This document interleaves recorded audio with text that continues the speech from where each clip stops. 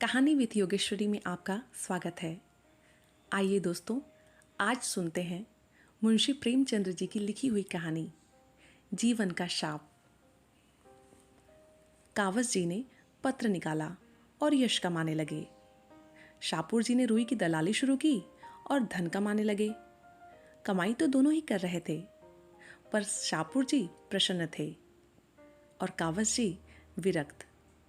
शाहपुर जी को धन के साथ सम्मान और यश अपने आप ही मिलता था। कावस जी को यश के साथ धन दूरबीन से देखने पर भी दिखाई न देता था। इसलिए शाहपुर जी के जीवन में शांति थी, सहृदयता थी, आशीर्वाद था, क्रीड़ा थी। वहीं कावस जी के जीवन में अशांति, कटुता थी, निराशा थी, उदासीनता थी। धन को तुच्छ समझने की वह बहुत चेष्टा करते थे, लेकिन प्रत्यक्ष को कैसे झुठला देते। शाहपुर जी के घर में विराजने वाले सौजन्य और शांति के सामने उन्हें अपने घर के कला और फूहड़पन से घृणा होती थी। मिसेस शाहपुर के सामने उन्हें अपनी गुलशन बानू संकीर्णता और ईर्ष्या का अवतार सी लगती थी। शाहपुर जी घर में आते तो श्रीबाई मृदु हास्य से उनका स्वागत करती। वह खुद दिन भर के थके मांदे घर आते तो गुलशन अपना दुखड़ा सुनाने बैठ जाती और उनको खूब फटकारे बताती। तुम भी अपने आप को आदमी कहते हो? मैं तो तुम्हें बैल समझती हूँ। बैल बड़ा मेहनती है, गरीब है, संतोषी है, माना, लेकिन उसे विवाह करने का क्या हक था? कावस जी से 1,00,000 बार यह प्रश्न किया जा चुका था कि जब तुम्हें समाचार पत्र निकालकर अपना जीवन बर्बाद ही करना था तो तुमने विवाह ही क्यों किया? क्यों मेरी जिंदगी तबाह कर दी? जब तुम्हारे घर में रोटियां न थीं तो मुझे क्यों लाए? इस प्रश्न का जवाब देने की कावस जी में शक्ति न थी। उन्हें कुछ सूझता ही न था। वह सचमुच अपनी गलती पर पछताते थे। एक बार तो बहुत तंग आकर उन्होंने कहा था, अच्छा भाई, अब तो जो होना था हो चुका है, लेकिन मैं तुम्हें बांधे तो हूं नहीं। तुम्हें जो भी पुरुष ज्यादा सुखी रख सके उसके साथ जाकर रहो। अब मैं क्या कहूं? आमदनी नहीं बढ़ती तो मैं क्या करूं? क्या चाहती हो, जान दे दूं? इस पर गुलशन ने उनके दोनों कान पकड़कर जोर से ऐंठे और गालों पर 2 तमाचे लगाए और पैनी आंखों से काटती हुई बोली, अच्छा, अब चोंच संभालो, नहीं तो अच्छा नहीं होगा। ऐसी बात मुंह से निकालते हुए तुम्हें लाज नहीं आती?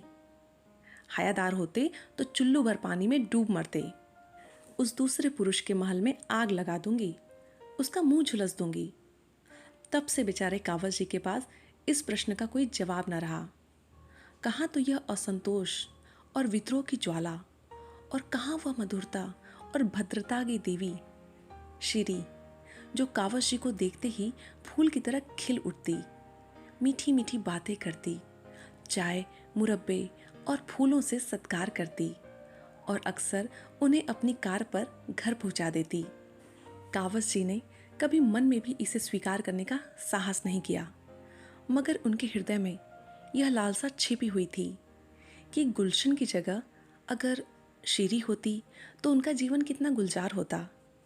कभी कभी गुलशन की कटु रिक्तियों पे वे इतने दुखी हो जाते कि यमराज का आवाहन करते।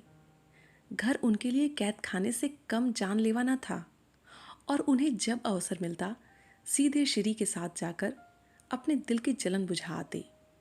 एक दिन कावस जी सवेरे गुलशन से झल्लाकर शाहपुर जी के टेरेस पे पहुंचे तो देखा श्री बानू की आंखें लाल है और चेहरा भरभराया हुआ है, जैसे रोकर उठी हों। कावस जी ने चिंतित होकर पूछा, आपका जी कैसा है? बुखार तो नहीं आ गया? श्री ने दर्द भरी आंखों से देखकर रोनी आवाज में कहा, नहीं, बुखार तो नहीं है, कम से कम देह का बुखार तो नहीं है। कावस जी इस पहेली का कुछ मतलब न समझे। श्री ने एक क्षण मौन रहकर फिर कहा, आपको मैं अपना मित्र समझती हूँ मिस्टर कावस जी। आपसे क्या छिपाऊं? मैं इस जीवन से तंग आ गई हूँ। मैंने अब तक हृदय की आग हृदय में रखी, लेकिन ऐसा मालूम होता है कि अब इसे बाहर न निकालूं तो मेरी हड्डियां तक जल जाएंगी। इस वक्त 8 बजे हैं, लेकिन मेरे रंगीले पिया का कहीं पता नहीं। रात को खाना खाकर वह एक मित्र से मिलने का बहाना करके घर से निकले थे और अभी तक लौट कर नहीं आए। यह आज कोई नई बात नहीं है। इधर कई महीनों से यह उनकी रोज की आदत है।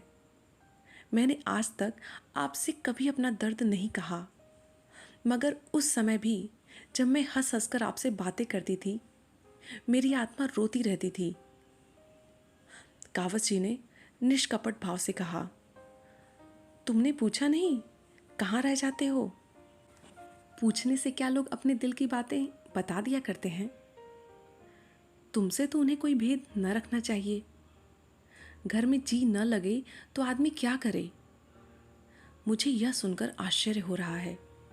तुम जैसी देवी जिस घर में हो वह स्वर्ग है। शाहपुर जी को तो अपना भाग्य सराहना चाहिए। आपका यह भाव तभी तक है जब तक आपके पास धन नहीं है। आज तुम्हें कहीं से 2-4 लाख रुपए मिल जाएं तो तुम यूं न रहोगे और तुम्हारे ये भाव बदल जाएंगे। यही धन का सबसे बड़ा अभिशाप है। ऊपरी सुख शांति के नीचे कितनी आग है, यह तो उसी वक्त खुलता है जब ज्वालामुखी फट पड़ता है। वह समझते हैं धन से घर भरकर उन्होंने मेरे लिए वह सब कुछ कर दिया जो उनका कर्तव्य था, और अब मुझे असंतुष्ट होने का कोई कारण नहीं। यह नहीं जानते कि ऐश के ये सामान उस तहखानों में गड़े हुए पदार्थों की तरह हैं जो मृतात्मा के भोग के लिए रखे जाते थे। कावस जी आज एक नई बात सुन रहे थे।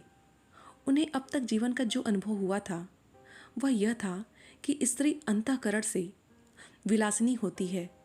उस पर लाख प्राण वारो, उसके लिए मर ही क्यों न मिटो, लेकिन सब व्यर्थ है। वह केवल खरहरा नहीं चाहती, उससे कहीं ज़्यादा दाना और घास चाहती है। लेकिन एक यह देवी हैं जो विलास की चीज़ों को तुच्छ समझती हैं और केवल मीठे स्नेह और सहवास से ही प्रसन्न रहना चाहती हैं। उनके मन में गुदगुदी सी उठी। वह फिर बोली, उनका यह व्यापार मेरी बर्दाश्त के बाहर हो गया है। मेरे मन में विद्रोह की ज्वाला उठ रही है और मैं धर्मशास्त्र और मर्यादा इन सभी का आश्रय लेकर भी त्राण नहीं पाती। मन को समझाती हूँ, क्या संसार में लाखों विधवाएं नहीं पड़ी हुई हैं, लेकिन किसी तरह चित्त नहीं शांत होता। मुझे विश्वास आता जाता है कि वह मुझे मैदान में आने के लिए चुनौती दे रहे हैं। मैंने अब तक उनकी चुनौती नहीं ली है, लेकिन अब पानी सिर से ऊपर चढ़ गया है और मैं किसी तिनके का सहारा ढूंढे बिना नहीं रह सकती। वह जो चाहते हैं वह हो जाएगा। आप उनके मित्र हैं, आपसे बन पड़े तो उनको समझाइए। मैं इस मर्यादा की बेड़ी को अब और न पहन सकूंगी। मिस्टर कावस जी मन में भावी सुख का एक स्वर्ग निर्माण कर रहे थे। बोले, हाँ हाँ, मैं अवश्य समझाऊंगा। यह तो मेरा धर्म है, लेकिन मुझे आशा नहीं कि मेरे समझाने का उन पर कोई असर हो। मैं तो दरिद्र हूँ, मेरे समझाने का उनकी दृष्टि में मूल्य ही क्या है? तुमने इतने दिनों बर्दाश्त किया, यही आश्चर्य की बात है। कोई दूसरी औरत तो एक दिन न सहती। थोड़ी बहुत तो यह आदत सभी पुरुषों में होती है, लेकिन ऐसे पुरुषों की स्त्रियां भी वैसी ही होती हैं, कर्म से न सही मन से ही सही। पर मैंने तो सदैव इनको अपना इष्ट देव समझा, किंतु जब पुरुष ही उसका अर्थ न समझे तो क्या हो। मिसेस शाहपुर एकाएक चुप हो गई। सामने से शाहपुर जी की कार आती दिखाई दी। उन्होंने कावस जी को ताकीद और विनय भरी आंखों से देखा और दूसरे द्वार के कमरे से निकलकर अंदर चली गईं। मिस्टर शाहपुर लाल आंखें किए कार से उतरे और मुस्कुराकर कावस जी के हाथ मिलाया। स्त्री की आंखें भी लाल थीं, पति की आंखें भी लाल, एक रुदन से, दूसरी रात की खुमारी से। शाहपुर जी ने हैट उतारकर खूंटी पर लटकाते हुए कहा, क्षमा कीजिएगा, मैं रात को एक मित्र के घर सो गया था। दावत थी, खाने में जरा देर हो गई, तो मैंने सोचा अब कौन घर जाएगा। कावस जी ने व्यंग मुस्कान के साथ कहा, किसके यहाँ दावत थी? मेरे रिपोर्टर ने तो कोई खबर नहीं दी। जरा मुझे नोट करा दीजिए। उन्होंने जेब से नोटबुक निकाली। शाहपुर जी ने सतर्क होकर कहा, ऐसी कोई बड़ी दावत नहीं थी। 2-4 मित्रों का प्रतिभोज था। फिर भी समाचार तो जानना चाहिए। जिस प्रतिभोज में आप जैसे प्रतिष्ठित लोग सम्मिलित हों, वह कोई साधारण बात नहीं हो सकती। अच्छा, तो आप मेजबान साहब का नाम जानना चाहते हैं? आप चौंकेंगे तो नहीं? बताइए तो। मिस गौहर। मिस गौहर, जी हाँ। आप चौंके क्यों? क्या आप इसे तस्लीम नहीं करते कि दिन भर पैसों के पीछे इतनी मेहनत करने के बाद मुझे कुछ मनोरंजन करने का भी अधिकार है? नहीं तो जीवन भार हो जाए। मैं इसे नहीं मानता। क्यों? इसीलिए कि मैं इस मनोरंजन को अपनी व्याहता स्त्री के प्रति अन्याय समझता हूँ। शाहपुर जी नकली हंसी हंसे। यही दकियानूशी बात। आपको मालूम होना चाहिए, आज का समय ऐसा कोई बंधन स्वीकार नहीं करता। और मेरा ख्याल है कि कम से कम इस विषय में आज का समाज एक पीढ़ी पहले के समाज से कहीं परिष्कृत है। अब देवियों का यह अधिकार स्वीकार किया जाने लगा है। अच्छा, यानी देवियां पुरुषों पर हुकूमत कर सकती हैं, उसी तरह जैसे पुरुष देवियों पर हुकूमत कर सकते हैं? मैं इसे नहीं मानता। पुरुष स्त्री का मोहताज नहीं है, परंतु स्त्री पुरुष की मोहताज है। आपका आशय यही तो है कि स्त्री अपने भरण पोषण के लिए पुरुष पर अवलंबित है। अगर आप इन शब्दों में कहना चाहते हैं तो मुझे कोई आपत्ति नहीं, मगर अधिकार की बागडोर जैसे राजनीति में, वैसे ही समाज नीति में धन बल के हाथ रही है और रहेगी। अगर दैव योग से धनोपार्जन का काम स्त्री कर रही हो और पुरुष कोई काम न मिलने के कारण घर बैठा हो, तो स्त्री को अधिकार है कि अपना मनोरंजन जिस तरह चाहे कर सकती है। मैं स्त्री को अधिकार नहीं दे सकता। यह आपका अन्याय है। बिल्कुल नहीं। स्त्री पर प्रकृति ने ऐसे बंधन लगा दिए हैं कि वह जितना भी चाहे पुरुष की भांति स्वच्छंद नहीं रह सकती और न पशु बल में पुरुष का मुकाबला कर सकती है। हाँ, गृहिणी का पद त्याग कर या अप्राकृतिक जीवन का आश्रय लेकर वह सब कुछ कर सकती है। आप लोग उसे मजबूर कर रहे हैं कि अप्राकृतिक जीवन का आश्रय ले। मैं ऐसे समय की कल्पना ही नहीं कर सकता जब पुरुषों का आधिपत्य स्वीकार करने वाला औरतों का काल पड़ जाए। कानून और सभ्यता मैं नहीं जानता। पुरुषों ने स्त्रियों पर हमेशा राज किया है और करेंगे। सहसा कावज जी ने पहलू बदला। इतनी थोड़ी सी ही देर में वह अच्छे खासे कूटनीति चतुर हो गए थे। शाहपुर जी को प्रशंसा सूचक आंखों से देखकर बोले, तो हम और आप दोनों एक विचार के हैं। मैं आपकी परीक्षा ले रहा था। मैं भी स्त्री को गृहिणी, माता और स्वामिनी सब कुछ मानने को तैयार हूँ, पर उसे स्वच्छंद नहीं देख सकता। अगर कोई स्त्री स्वच्छंद होना चाहती है तो उसके लिए मेरे घर में स्थान ही नहीं है। अभी मिसेस शाहपुर की बातें सुनकर मैं दंग रह गया। मुझे तो इसकी कल्पना भी न थी कि कोई नारी मन में इतने विद्रोहात्मक भावों को स्थान दे सकती है। मिस्टर शाहपुर की गर्दनों की नस तन गई, नथने फूल गए। कुर्सी से उठकर बोले, अच्छा, तो अब शीरी ने यह ढंग निकाला? मैं अभी उससे पूछता हूँ, आपके सामने पूछता हूँ, अभी फैसला कर डालूंगा। मुझे उसकी परवाह नहीं है, किसी की परवाह नहीं है। बेवफा औरत, जिसके हृदय में जरा भी संवेदना नहीं, जो मेरे जीवन में जरा सा आनंद भी नहीं सह सकती है और चाहती है मैं उसके अंचल में बंद बंद कर घूमूं। शाहपुर से यह आशा रखती है। अभागिनी भूल जाती है कि आज मैं आंखों का इशारा कर दूं तो 101 शीरियां मेरे उपासना करने लग जाएंगी। जी हाँ, मेरे इशारों पर नाचें। मैंने इसके लिए जो कुछ किया बहुत कम पुरुष किसी स्त्री के लिए करते हैं। अचानक उन्हें ख्याल आ गया कि वह जरूरत से ज्यादा बहके जा रहे हैं। श्री की प्रेम में सेवाएं याद आ गईं। रुककर बोले, लेकिन मेरा ख्याल है कि वह अब भी समझ से काम ले सकती है। मैं उसका दिल नहीं दुखाना चाहता। मैं यह भी जानता हूँ कि वह ज़्यादा से ज़्यादा जो कर सकती है वह शिकायत है। इसके आगे बढ़ने की हिमाकत वह नहीं कर सकती। औरतों को मना लेना बहुत मुश्किल नहीं है। कम से कम मुझे तो यही तजुर्बा है। कावस जी ने खंडन किया। मेरा तजुर्बा तो कुछ और है। हो सकता है, मगर आपके पास खाली बातें हैं, मेरे पास लक्ष्मी का आशीर्वाद है। जब मन में विद्रोह के भाव जम गए तो लक्ष्मी के टाले भी नहीं टल सकते। शाहपुर जी ने विचारपूर्ण भाव से कहा, शायद आपका विचार ठीक है। कई दिन के बाद कावस जी की श्री से पार्क में मुलाकात हुई। वह इसी अवसर की तलाश में थे। उनका स्वर्ग तैयार हो चुका था, केवल उसमें श्री को प्रतिष्ठित करने की कसर थी। उस शुभ दिन की कल्पना में वह पागल से हो रहे थे। गुलशन को उन्होंने उसके मैके भेज दिया था। भेज क्या दिया था, वह रूठकर चली गई थी। जब श्री उनकी दरिद्रता का स्वागत कर रही है तो गुलशन की खुशामद क्यों की जाए। लपक कर श्री से हाथ मिलाया और बोले, आप खूब मिली, मैं आज आने वाला था। श्री ने गिला करते हुए कहा, आपकी राह देखते देखते आंखें थक गईं। आप भी जुबानी हमदर्दी ही करना जानते हैं।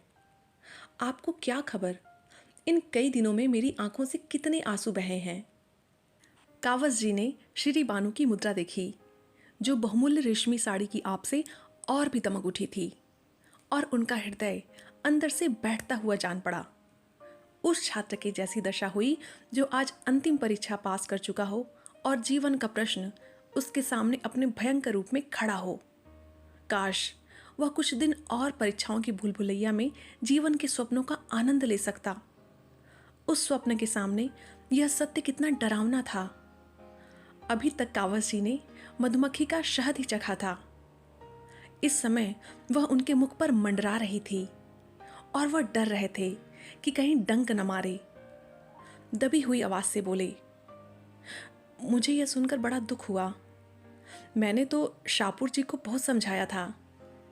श्री ने उनका हाथ पकड़कर एक बेंच पर बैठा दिया और बोली, उन पर अब समझाने बुझाने का कोई असर नहीं होगा, और मुझे ही क्या गरज पड़ी है कि मैं उनके पांव सहलाती रहूं। आज मैंने निश्चय कर लिया है, अब उस घर में लौटकर नहीं जाऊंगी। अगर उन्हें अदालत में जलील होने का शौक है तो मुझ पर दावा करें, मैं तैयार हूं। मैं जिसके साथ नहीं रहना चाहती उसके साथ रहने के लिए ईश्वर भी मुझे मजबूर नहीं कर सकता। अदालत क्या कर सकती है? अगर तुम मुझे आश्रय दे दो तो मैं तुम्हारी बनकर रहूंगी जब तक तुम मेरे पास रहोगे। यदि तुम्हारे अंदर इतना आत्मबल नहीं है तो मेरे लिए दूसरे द्वार खुल जाएंगे। अब साफ साफ बतलाओ, क्या वह सहारी सहानुभूति जुबानी थी? कावस जी ने कलेजा मजबूत करके कहा, नहीं नहीं श्री, खुदा जानता है मुझे तुमसे कितना प्रेम है। तुम्हारे लिए मेरे हृदय में स्थान है। मगर गुलशन को क्या करोगे? उसे तलाक दे दूंगा। हाँ, यही तो मैं भी चाहती हूँ। तो मैं तुम्हारे साथ चलूंगी, अभी इसी दम। शाहपुर से अब मेरा कोई संबंध नहीं है। कावस जी को अपने दिल में कंपन का अनुभव हुआ। बोले, लेकिन अभी तो वहाँ कोई तैयारी नहीं है। मेरे लिए किसी तैयारी की जरूरत नहीं, तुम ही मेरे सब कुछ हो। टैक्सी ले लो, मैं इसी वक्त तुम्हारे साथ चलूंगी। कावस जी टैक्सी की खोज में पार्क से निकले। वह एकांत में विचार करने के लिए थोड़ा सा समय चाहते थे। इस बहाने से उन्हें समय मिल गया। उन पर अब जवानी का वह नशा न था जो विवेक की आंखों पर छाकर बहुधा हमें गड्ढे में गिरा देता है। अगर कुछ नशा था तो अब तक गायब हो चुका था। वह किस फंदे में गला डाल रहे हैं वह खूब समझते थे। शाहपुर जी उन्हें मिट्टी में बिना देने के लिए पूरा जोर लगाएंगे, यह भी उन्हें मालूम था। गुलशन उन्हें सारी दुनिया में बदनाम कर देगी, यह भी वह जानते थे। ये सब विपत्तियां झेलने को वह तैयार थे। शाहपुर की जुबान बंद करने के लिए उनके पास काफ़ी दलीलें थीं। गुलशन को भी स्त्री समाज में अपमानित कराने का उनके पास काफ़ी मसाला था। डर था तो यह कि श्री का यह प्रेम टिक सकेगा या नहीं। अभी तक श्री ने केवल उनके सौजन्य का परिचय पाया है, केवल उनकी न्याय, सत्य और उदारता से भरी बातें सुनी हैं। इस क्षेत्र में शाहपुर जी से उन्होंने बाजी मारी है, लेकिन उनके सौजन्य और उनकी प्रतिमा का जादू उनके बेसरो सामान घर में कुछ दिन रहेगा, इसमें उन्हें संदेह था। हलवे की जगह चुपड़ी रोटियां भी मिले तो आदमी सब्र कर सकता है, रूखी भी मिल जाए तो वह संतोष कर लेगा, लेकिन सूखी घास सामने देखकर तो ऋषि मुनि भी जामे से बाहर हो जाएंगे। शीरी उनसे प्रेम करती है, लेकिन प्रेम के त्याग की भी तो एक सीमा होती है। 2-4 दिन भावुकता के उन्माद में यह सब्र कर लेगी, लेकिन भावुकता कोई टिकाऊ चीज़ तो है नहीं। वास्तविकता के आघातों के सामने यह भावुकता कितने दिन टिकेगी? उस परिस्थिति की कल्पना करके कावश जी काँप उठे। अब तक वह रनिवास में रही है। अब उसे एक खपरेल का कॉटेज मिलेगा, जिसकी फर्श पर कालीन की जगह टाट भी नहीं। कहाँ वर्दी पोश नौकरों की पलटन, कहाँ एक बुढ़िया मामा की संदिग्ध सेवाएं, जो बात बात पर भुनभुनाती है, धमकाती है, कोसती है। उनका आधा वेतन तो संगीत सिखाने वाला मास्टर ही खा जाएगा। और शाहपुर जी ने कहीं ज़्यादा कमीनापन से काम लिया तो उनको बदमाशों से पिटवा भी सकते हैं। पिटने से वह नहीं डरते, यह तो उनकी फतह होगी। लेकिन शीरी की भूख लालसा पर कैसे विजय पाएं? बुढ़िया मामा जब मुंह लटकाए आकर उनके सामने रोटियां और सालन परोस देगी, तब शीरी के मुख पर कैसे विधक्त विरक्ति छा जाएगी। कहीं वह खड़ी होकर उनको और अपनी किस्मत को कोसने न लगे। नहीं, अभाव की पूर्ति सौजन्य से नहीं हो सकती। शीरी का वह रूप कितना विकराल होगा। सहसा एक कार सामने से आती दिखाई दी। कावस जी ने देखा शाहपुर जी बैठे हुए थे। उन्होंने हाथ उठाकर कार को रुकवा लिया और पीछे दौड़ते हुए जाकर शाहपुर जी से बोले, आप कहाँ जा रहे हैं? यूं ही जरा घूमने निकला था। शीरी बानू पार्क में हैं, उन्हें भी लेते जाइए। वह तो मुझसे लड़कर आई हैं कि अब इस घर में मैं कदम भी न रखूंगी, और आप शहर करने जा रहे हैं, तो क्या आप चाहते हैं बैठकर रोऊं? अरे वो बहुत रो रही हैं। सच? हाँ, बहुत रो रही हैं। तो शायद उनकी बुद्धि जाग रही हो। तुम इस समय उन्हें मना लो तो वह हर्ष से तुम्हारे साथ चली जाएंगी। मैं परीक्षा करना चाहता हूँ कि वह बिना मनाए मानती है या नहीं। मैं बड़े असमंजस में पड़ा हुआ हूँ, मुझ पर दया कीजिए। मैं आपके पैर पड़ता हूँ। जीवन में जो थोड़ा सा आनंद है उसे मनावन के नाट्य में नहीं छोड़ना चाहिए। कार चल पड़ी और कावस जी कर्तव्य भ्रष्ट से वहीं खड़े रह गए। देर हो रही थी। सोचा कहीं शीरी यह ना समझ ले कि मैंने भी उसके साथ दगा किया है। लेकिन जाऊं भी तो क्यों कर? अपने संपादकीय कुटीर में उस देवी को प्रतिष्ठित करने की कल्पना ही उन्हें हास्यास्पद लगी। वहां के लिए तो गुलशन ही उपयुक्त है। कुड़ती है, कठोर बातें करती है, रोती है, लेकिन वक्त से भोजन तो देती है। फटे हुए कपड़ों को रफू तो कर देती है। कोई मेहमान आ जाता है तो कितने प्रसन्न मुख से उसका आदर सत्कार करती है, मानो उसके मन में आनंद ही आनंद है। कोई छोटी सी चीज़ भी दे दो तो कितना फूल उठती है। थोड़ी सी तारीफ करके चाहो तो उससे गुलामी करवा लो। उस दिन उस बेचारी ने यही तो कहा था कि उसकी छोटी बहन की सालगिरह पे कोई उपहार भेजना चाहिए। इसमें बरस पड़ने की कौन सी बात थी? माना वह संपादकीय नोट लिख रहे थे, लेकिन उनके लिए संपादकीय नोट जितना महत्व रखता है, क्या गुलशन के लिए उपहार बेचना उतना ही या उससे ज़्यादा महत्व नहीं रखता? बेशक उनके पास उस समय रुपए नहीं थे, तो क्या वह मीठे शब्दों में यह नहीं कह सकते थे कि डार्लिंग, मुझे खेद है, अभी हाथ खाली हैं, 2-4 रोज में मैं कोई प्रबंध जरूर कर दूंगा। यह जवाब सुनकर वह जरूर चुप हो जाती, और अगर कुछ भुनभुना ही लेती तो उनका क्या बिगड़ जाता था। अपनी टिप्पणियों में वह कितनी शिष्टता का व्यवहार करते हैं। कलम जरा भी गर्म पड़ जाए तो गर्दन नापी जाए। गुलशन पर वह क्यों बिगड़ जाते हैं? इसीलिए कि वह उनके अधीन है और उन्हें रूठ जाने के सिवा कोई दंड नहीं दे सकती। कितना नीच कायरता है कि हम सब लोगों के सामने दुम हिलाएं और जो हमारे लिए जीवन में अपने हैं, जीवन का बलिदान कर रही है, उसे काटने दौड़े।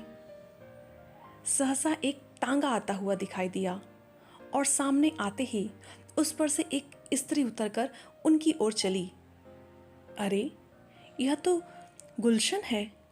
उन्होंने आतुरता से आगे बढ़कर उसे गले लगा लिया और बोले, तुम इस वक्त यहाँ कैसे आ गई? मैं अभी अभी तुम्हारा ही ख्याल कर रहा था। गुलशन ने कहा। तुम्हारे ही पास आ रही थी। शाम को बरामदे में बैठी तुम्हारा लेख पढ़ रही थी। न जाने कब झपकी आ गई और मैंने एक बुरा सपना देखा। मारे डर के मेरी नींद खुल गई और तुमसे मिलने चल पड़ी। इस वक्त यहाँ कैसे खड़े हो? कोई दुर्घटना तो नहीं हो गई? रास्ते भर मेरा कलेजा धड़क रहा था। कावस जी ने आश्वासन देते हुए कहा, मैं तो बहुत अच्छी तरह हूँ। तुमने क्या स्वप्न देखा? मैंने देखा जैसे तुमने एक रमड़ी को कुछ कहा और वह तुम्हें बांधकर घसीटे लिए जा रही है। कितना बेहुदा स्वप्न है और तुम्हें इस पर विश्वास भी आ गया। मैं तुमसे कितनी बार कह चुका हूं कि स्वप्न केवल चिंतित मन की क्रीड़ा है। तुम मुझसे जरूर कुछ छिपा रहे हो। कोई न कोई बात हुई है जरूर। तुम्हारा चेहरा बोल रहा है। अच्छा, तुम इस वक्त यहाँ क्यों खड़े हो? यह तो तुम्हारे पढ़ने का समय है। यूं ही जरा घूमने चला आया था। झूठ बोलते हो, खा जाओ मेरे सिर की कसम। अब तुम्हें एतबार ही न आए तो क्या करूं? कसम क्यों नहीं खाते? कसम को मैं झूठ का अनुमोदन समझता हूं। गुलशन ने फिर उसके मुख पर तीव्र दृष्टि डाली। फिर एक क्षण के बाद बोली, अच्छी बात है, चलो घर चलें। कावस जी ने मुस्कुराकर कहा, तुम फिर मुझसे लड़ाई करोगी? सरकार से लड़कर भी तुम सरकार की अमलदारी में रहते हो कि नहीं? मैं भी तुमसे लड़ूंगी, मगर तुम्हारे साथ ही रहूंगी। अच्छा ठीक है, चलो मैं थोड़ी देर में आता हूँ। नहीं, मैं अकेले नहीं जाने वाली। आखिर सुनो तो, तुम यहाँ कर क्या रहे हो? कावस जी ने बहुत कोशिश की कि गुलशन वहाँ से किसी तरह चली जाए, लेकिन वह जितना ही इस पर जोर देते थे उतना ही गुलशन का आग्रह बढ़ता जाता था। आखिर में मजबूर होकर कावस जी को श्री और शाहपुर के झगड़े का वृत्तांत कहना ही पड़ा। यद्यपि इस नाटक में उनका अपना जो भाग था उसे उन्होंने बड़ी ही होशियारी से छिपा देने की चेष्टा की। गुलशन ने विचार करके कहा, तो तुम्हें भी यह सनक सवार हुई? कावस जी ने तुरंत प्रतिवाद किया, कैसी सनक? मैंने क्या किया? अब यह तो इंसानियत नहीं है कि एक मित्र की स्त्री मेरी सहायता मांगे और मैं बगलें झांकने लगूं। झूठ बोलने के लिए बड़ी अक्ल की ज़रूरत होती है प्यारे, और वह तुम में नहीं है, समझे? चुपके से जाकर श्री बानू को सलाम करो और कहो कि आराम से अपने घर में बैठें। सुख कभी संपूर्ण नहीं मिलता। विधाता कभी इतना घोर पक्षपात नहीं कर सकता। गुलाब में कांटे तो होते ही हैं। अगर सुख भोगना है तो उसे उसके दोषों के साथ भोगना पड़ेगा। अभी विज्ञान ने कोई ऐसा उपाय नहीं निकाला कि हम सुख के कांटों को अलग कर सकें। मुफ्त का माल उड़ाने वालों को अय्याशी के सिवा और क्या सूझेगा? अगर धन सारी दुनिया का विलास न मोल लेना चाहे तो वह धन ही कैसा? श्री के लिए भी क्या वे द्वार नहीं खुले हैं जो शाहपुर जी के लिए खुले हैं?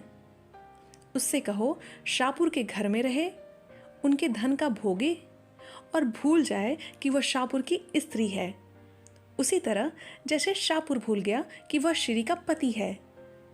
जलना और कुड़ना छोड़कर विलास का आनंद लूटे। उसका धन एक से एक रूपवान विद्वान नवयुवकों को खींच लाएगा। तुमने ही मुझसे एक बार कहा था कि एक जमाने में फ्रांस में धनवान विलासिनी महिलाओं का समाज पर आधिपत्य था। उनके पति सब कुछ देखते थे और मुंह खोलने का साहस न करते थे, और मुंह क्या खोलते, वे खुद इसी धुन में मस्त थे। यही धन का प्रसाद है। तुमसे न बने तो चलो, मैं श्री को समझा देती हूँ।